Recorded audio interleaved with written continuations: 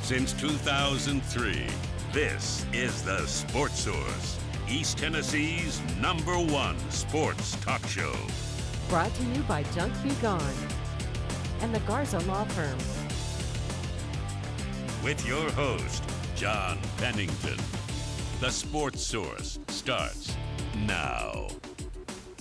Good Sunday morning and welcome into the Paper Be Gone studio and the Sports Source. We are doing a 20th anniversary show for you today. We are in our 20th year, our 20th season technically kicks off about in August of this year. So we're going to be doing a few of these shows that will air during the summer.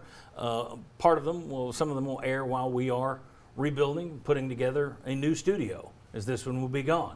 So if you're watching this Sunday, May 1st, happy May Day. If you're watching this in July, we're closing in on the new set. It's being put together right now. So thanks for being with us today. But we're going to take a look back over the 20 years we've covered a lot of Tennessee athletic stories. We got some fun stuff today. We're going to talk about some of the history, some names you might not have thought of, some games you might not have thought of. It should be a fun show. Let's get right into it. First segment of today's program brought to you by Junk Be Gone. If you need a dumpster so you can clean up your own house or office, call Junk Be Gone. If you need a team to help you carry stuff out of said house or office, call Junk Be Gone. If you need small demolition work, call Junk Be Gone. Basically, when in doubt, call Junk Be Gone. Mike Such and his team have a tremendous business, and they do great work here in the town. I've used them for years. You should too. Trust me, you'll love them. Junk Be Gone. Learn more at junkbegone.biz. All right, so if we're going to do a 20th anniversary show, I needed some guys who have been here since year one when we were in Seymour together, and some of us knew each other better than others. We've gotten to know each other for better or worse over the last 20 years. Bob Hodge, longtime sports writer. Bob, thanks for being here. Glad to be here, Mr. Pendleton. Right there. We have Sterling Hinton, former Vol quarterback. Sterling, thanks for being here. Honored to be here, John P. And right down there, Jimmy Hines from 99.1 The Sports Animal. You can hear him Monday through Friday on Sports Talk. Jimmy, thanks for joining us. Thank you for having me. And right down there, who was a man who was also there that first year in Seymour when we taped way up there, Chuck Cavaleras. Chuck, longtime sports writer in this community, and you'll see him, he's a man about town. Chuck, thanks for being here. And it's great to be here, and I didn't have a single one of these gray hairs back then. I can say that, and it was true. All right. We are going to look at, as I said, a number of topics as we move through today's show, but I thought let's start with something that you see on the message board, something you see on Twitter occasionally, and that is a lot of people talk about, well, Tennessee's now a basketball school. At the time being, you have people saying, well, it's a baseball school, but I've heard it's a basketball school for a long time now as Tennessee football waned a little bit. Well, it got me thinking, since we've been covering this team for 20 years, football and men's basketball, the two we mainly cover, that's due to ratings. We follow you. So football and men's basketball. I went back and looked and added up the numbers. Let me show you this, what history says that those two programs have done. If we have that, there we go. Football record since 2003, 129, 108. We guessed before the show, and Jimmy almost nailed it. 54.4% is your win percentage. Average season 7-6 in football. In basketball, and think about when we started this at the tail end of the Buzz Peterson era. Now you look at basketball, 63% win percentage, 21-12 is the average season. And that's why I think a lot of people say Tennessee's now a basketball school. Just to kickstart this discussion here today, is it a basketball school now?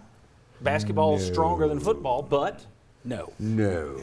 I mean, if you could say, give me a good football team and throw the basketball team in the river, I mean, how many people aren't going to do that? I mean, yeah, you've got hardcore basketball Rick fans. Barnes just shot his TV out. But no, it is not a basketball school. I think it's great. Basketball's gotten better, and it's good, and it's entertaining. It's a football school.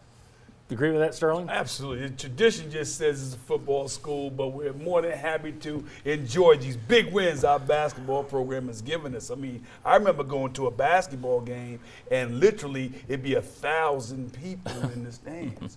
Now you can't find a ticket. So it says a lot about Tennessee athletics and how we're growing as a university. But you can find tickets at the football games now, though. Well, it was 102,000. When we started, you still had the black curtain. circling Thompson Bowling Arena, and that went away. But Jimmy, you take phone calls from people all the time. What's your thought? Is this a football school, basketball school? It was funny, the other day there was a question that was raised. Would you rather Tennessee beat Florida in football or win a baseball national championship at the World Series? And there were people who said beat Florida. It's a football school. Yeah. Now, if you want to argue that basketball has had more success, you can argue that. Basketball has had some high seedings in the tournament.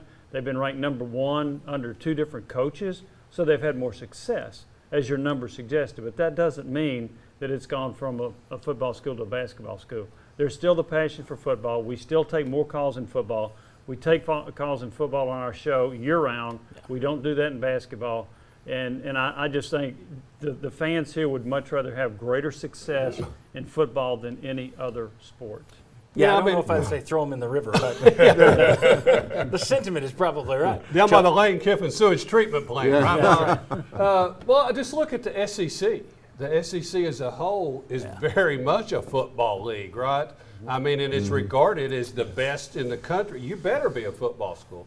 I mean, how many times have we heard like Mark Pankratz and others say, football drives the bus, and that's even basketball people. But you need, how painfully obvious has it been, guys, how much you need football to be good during some of these lean years. But no, I mean, I can see how we have times when we might wonder that, or especially in the, the fall, winter, when it's down, there's no football, but it's still very much a football school. You really got to be thankful for what we do, well, also for Vol fans, but we have to be thankful that basketball turned around right when it did.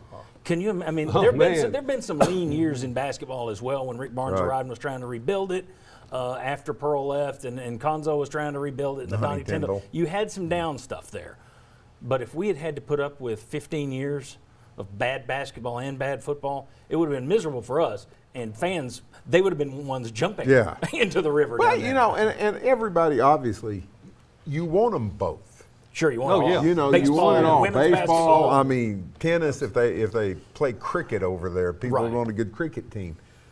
But I just think I would go so far as to say 8 out of 10 Tennessee fans, Tennessee sports fans in general, if you gave them the choice, football, SEC championship, or basketball national championship. And which one would you pick?